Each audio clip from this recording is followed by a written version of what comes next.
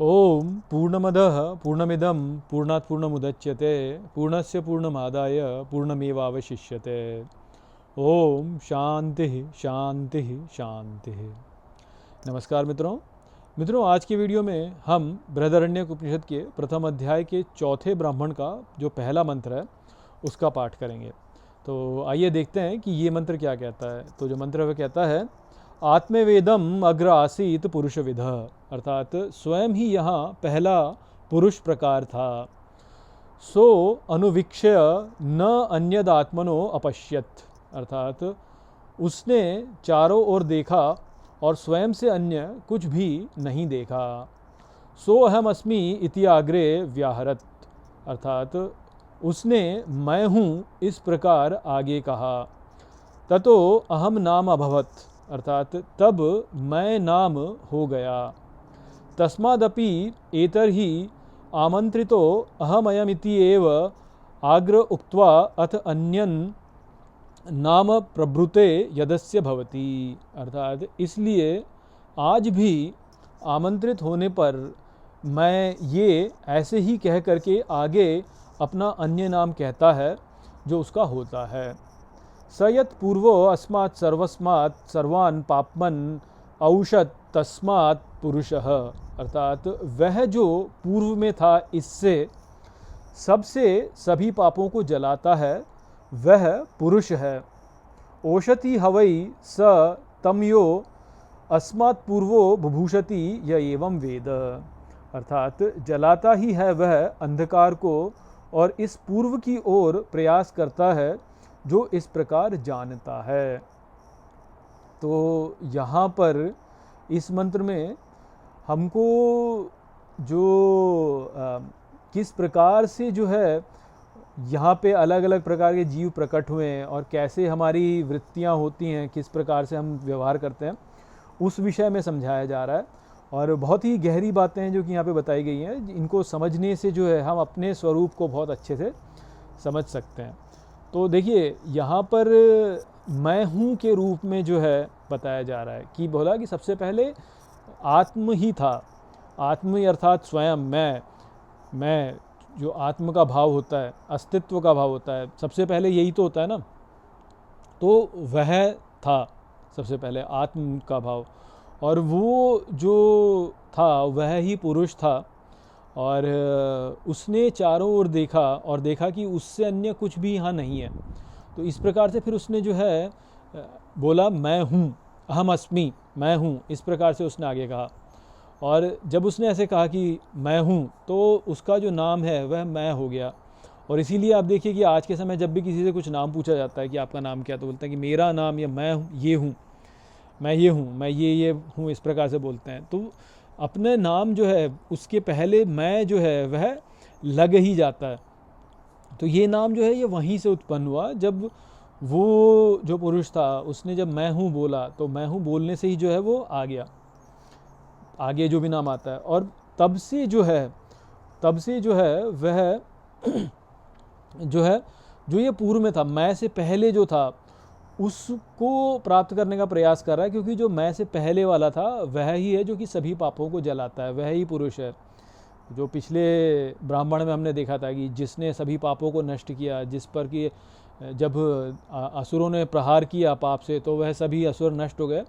तो वह कौन है? वो ये मैं हूँ से पूर्व वाली जो अवस्था है वह अवस्था है जो कि इसको जलाती है। तो इसीलिए जो है जब अंधकार आता है तो अंधकार को नष्ट करने वाला जो है वह ये पूर्व वाली अवस्था ही है। ये पूर्व वाली अवस्था ही है जो कि ज्ञान वाली अवस्था है, अर्थात जो मैं हूँ से पहले वाली है। तो मैं हूँ से पहले वाली अवस्था क्या है? वो केवल है अवस्था जो है वो। तो इसीलिए जो उसको कहते हैं वह है, जैसे कहते हैं ना तत्त्वमसि, वह तुम हो, तत्त्वमसि, अर्थात वह तुम हो। या अहम ब्रह्मास्मि से बोलते हैं कि मैं ब्रह्म हूँ। तो वहाँ पर भी जो है वो क्या है कि मैं हटा दिया जाए तो क्या है वहाँ पे? केवल है। तो वो जो है वाली अवस्था है वह ही है जो कि सभी पापों को नष्ट करने वाली होती है। तो क्यों है ऐसा? ऐसा इसलिए है क्योंकि जब मैं बोला जाता है तो पक्ष उत्पन्न हो जाता है कि मैं हूँ और तू है। तो वो जो पक्ष उत्पन्न होता है उस पक्ष के कारण ही सभी समस्याएं उत्पन्न होती हैं, सारे पाप वहीं से खड़े हो जाते हैं। मेरा और तेरे का जब भेद हो जाता है तो उस मेरे और तेरे के भेद से ही वास्तव में सारे पाप जो हैं वो जनित होते हैं। तो जैसे हमने कि उद्गीत के विषय में पिछले ब्राह्मण में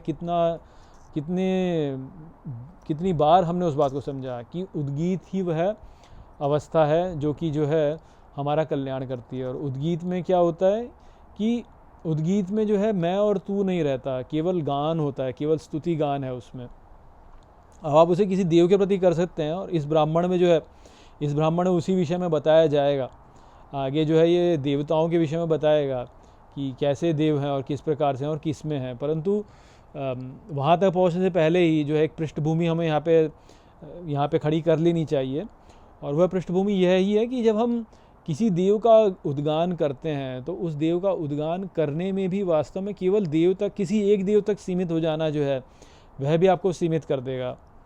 जैसे आप किसी एक देव को मान लें कि ये परम सत्य है, और फिर आप उस देव का ही गान करें, और अन्य देवों को जो है आप महत्व ना दें और बोलें कि मैं इनको नहीं मानता, मेरा तो केवल यही देव है, तो आपने अपने आप को केवल उस एक देव तक सीमित कर दिया। तो वो क्रिया जो होगी उसमें आप उद्गीत नहीं कर रहे हैं।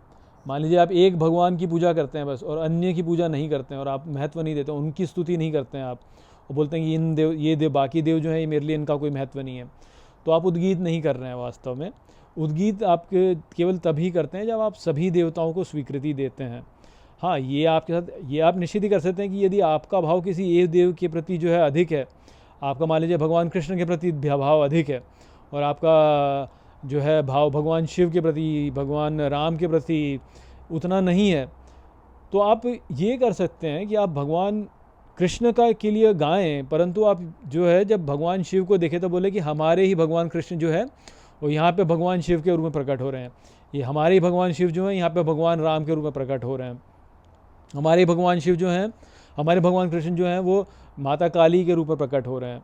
तो वो एकता देखने वाला जो व्यक्ति है वह उद्गान कर रहा है। तो इस प्रकार से आप जो है अपने देवता का, इष्ट देव का उद्गान करें तो उसमें कोई समस्या नहीं है, क्योंकि तब भी आप उद्गान कर रहे हैं, क्योंकि आप जो है बुराई नहीं देख रहे हैं किसी में। परंतु यदि आप बोलें कि हमारा देव जो है ये तो श्रेष्ठ है, बाकी सब देव जो हैं वो तो सब बेकार हैं, वह सब निकृष्ट हैं, उनमें अच्छा ही नहीं है, वो ठीक नहीं है, तो फिर जो है आप उद्गान नहीं कर रहे हैं वास्तव में। फिर आपने जो है बुराई देख ली ना, आपने दूसरों में बुराई कर ली, अपना देव माना, दूसरा के देव को देव ना मानना, जो है उसमें आपने बुराई देख ली, तो उद्गान नहीं कर रहे हैं आप। तो उद्गान जो है वह केवल तभी होता है जब आप बुराई देखें ही नहीं, और उद्गान करते ही जाएं, स्तुति गाते ही जाएं। तो ये हमने समझा था पिछले ब्राह्मण में। तो वो जो अवस्था है वह कब होगी? वो केवल तभी होगी जब मैं और तू का भेद नष्ट हो जाए, मैं और तू ना रहे।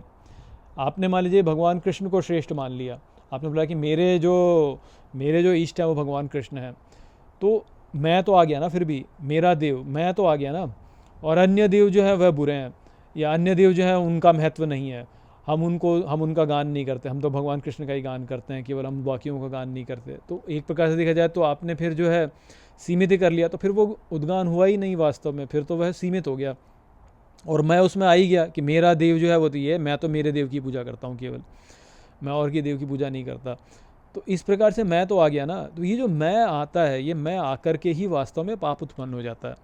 तो जब ये मैं हट जाएगा तो पाप नष्ट हो जाएगा। तो मैं हटेगा तो क्या रहेगा? है रहेगा केवल। तो है रहेगा अर्थात हम इस संसार में जो भी कुछ देखते हैं उसके प्रति हम कोई ऐसे निकृष्ट भाव रखें ही नहीं, कोई निचला भाव रखें ही नहीं। जो भी हम अनुभव करते हैं उसमें सब में अच्छा भाव ही रखें। जैसे ये जो अस्तित्व है, इस अस्तित्व में जब भी कुछ होता है तो क्या अस्तित्व जो होता है वह उसके प्रति कोई प्रतिक्रिया करता है, कहता है कि ये गलत हो रहा है या ये ऐसा हो रहा है। अब देखिए कि जंगलों में क्या क्या नहीं होता है। शेर जो है वह शिकार करके जो है कितनी हिंसा करता है, या कितनी हिंसा वैसी हो रही है। नदी का बहाव देखिए आप, कोई भी जब अब आप देखिए कि समुद्र के नीचे यदि भूकंप आ जाए तो उससे सुनामी आती है, सुनामी से कितना कुछ नष्ट हो जाता है। या मान लीजिए कि ऊपर कहीं पे जो है कोई एक जो ग्लेशियर है वह फट जाए मान लीजिए, या कहीं बादल फट जाए तो उससे जो बाढ़ आती है उस बाढ़ से कितना कुछ नुकसान होता है। परंतु क्या अस्तित्व उसके प्रति कुछ सोचता है? क्या वो कोई प्रतिक्रिया करता है कि अरे ऐसा हो गया या वैसा हो गया? वो सबको जो है ऐसे ही जो है अनासक्त होकर के देखता है, अनासक्त होकर के देखता है उसको। तो वो है वाली अवस्था है ना, उसमें जो को मूल्यांकन नहीं हो रहा, किसी भी क्रिया के प्रति उसमें कोई मूल्यांकन नहीं हो रहा, किसी भी घटना के प्रति कोई मूल्यांकन नहीं कर रहा है वो अस्तित्व।